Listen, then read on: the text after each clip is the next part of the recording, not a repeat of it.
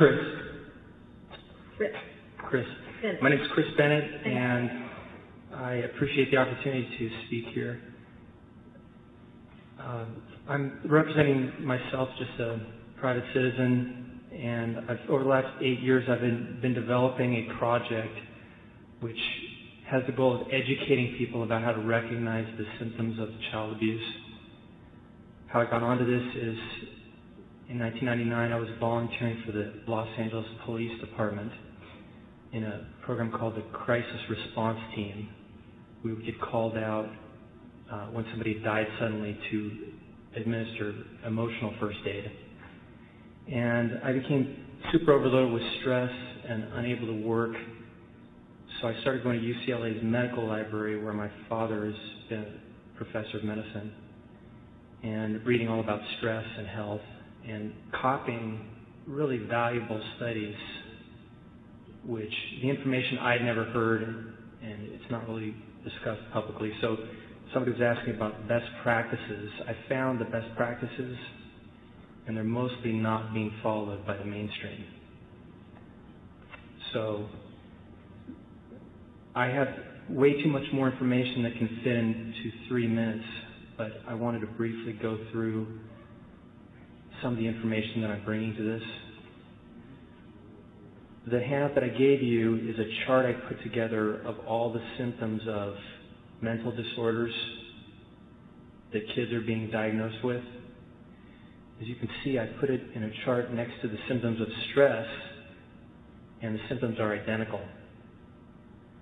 So the problem with giving people a label of bipolar disorder when they actually have post-traumatic stress disorder is that it leads them on the wrong track for treatment.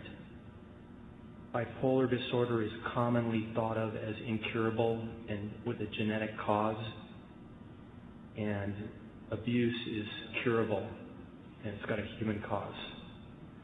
So for example, about a year ago I met a girl at Starbucks right here over on BK's and 71, and she was a young girl, so I said, well, are you in college or something? And she said, no, I had a really hard time in school, so I quit. And she said, I have ADD, attention deficit disorder. So I said, well, did you know that the symptoms for ADD are the same as stress? She said, no. So we talked a little bit more, and it turned out that when she was diagnosed with ADD, her parents were fighting a lot, and she was getting bullied at school. So the school psychologist diagnosed her and put her on medication, but they didn't deal with the stress issues. So when I met her 10 years after that, she was still depressed. She was smoking cigarettes and taking illegal drugs. So I found a lot of other cases like this, and in the packet that I passed out, there's a lot of support for this, for what I told you. Second issue, briefly, is the Forgotten Children report draws a more urgent picture about the situation in foster care than, sort of the way it's being discussed here today. The Forgotten Children report, I got it here, I read it, and it says that there's an emergency, that it's an urgent situation, that kids are being abused and there's not enough resources. So I would like to suggest that this committee participate in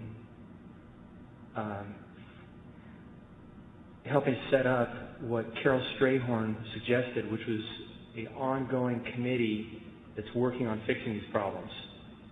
She called it a crisis response committee or something. So, because then they're working on it every day, whereas everybody here is working on dozens of issues every day. So it's maybe, you need that kind of help from a special committee. So I've already contacted, I spoke to Carol Strayhorn's son, and he's relaying the proposal to her. I've invited her to be part of the team, and I've gotten in contact with a number of other experts, psychologists, who I believe would provide a new direction for the solutions that you're creating here. I'm going to have to ask you to wrap up your remarks. Yeah. To be fair to everybody.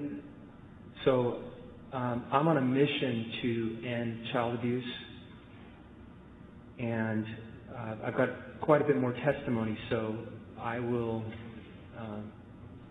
seek ways to connect with this committee, and so that my testimony can get fully understood.